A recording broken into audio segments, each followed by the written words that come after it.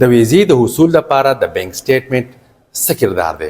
نن زموږ دا هاټ ټاپک دی، په دې به لږ بحث کوو. کوم ملګري چې غواړي چې هغوی ته ویزه میلاو شي، د یو غټ ملک ویزه ورته میلاو شي، او خاص کر هغه ملکونه کوم ملکونه چې په ډاکومنټ بیس باندې ویزه ورکوي، نو هغوی دپاره بینک سټیټمنټ اولین دای فرست د هغوی ریکوایرمنټ وي چې اهم ریکوایرمنټ دا چې بینک سټیټمنټ به ستاسو وي.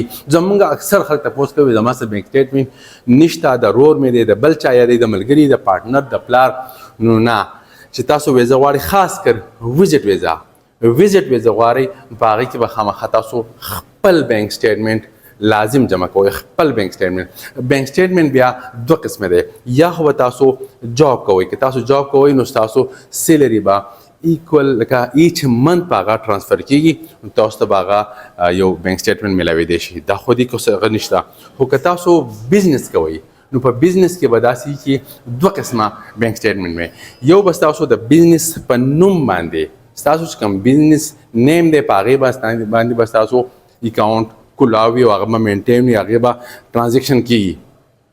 څومره چې ستاسو کمرشل څومره دي په هغې کې به کیږي. خو ورسره په دې سره به ستاسو پرسنل هم یو اکاونټ وي، پرسنل بینک کې. نو تاسو به ایچ منت ځان ته سیلر ورکوئ چې څومره تاسو ورکولی شئ، 2 لکه، 1 لاک، 3 لکه، څومره ایچ منت. او په هغې نه بیا لږې خرچه کوئ څومره تاسو خورئ.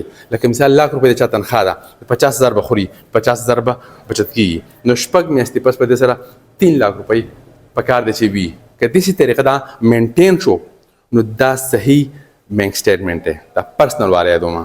نو موږ څنګه خلک څنګه چلو کوو چې پیسې راوالو، لکه بینک سټیټمنټ دپاره 20 لاک روپۍ ور واچو، او بیا وایي زما څه بینک سټیټمنټ شته. په پرسنل کې د بینک سټیټمنټ نه وایي، دا غلط دی. بینک سټیټمنټ دا ده چې ایکول، لکه یو کس سیلري ده، جواب یې دی، هغه ته 1 لاک روپۍ میلاو شوي، لازم خبره کم از کم 50,000 60,000 به خوري، دا نورې بچت شوي. دغه شانتې ایچ منت دا بچت کیږي. نو په این کې چې تا سره ته راخلي او 7 لاک 8 لاک 10 لاک روپۍ سوي، دا صحیح مینټین شوی بینک سټیټمنټ دی. دې باندې بالکل ځان پوهه کوئ.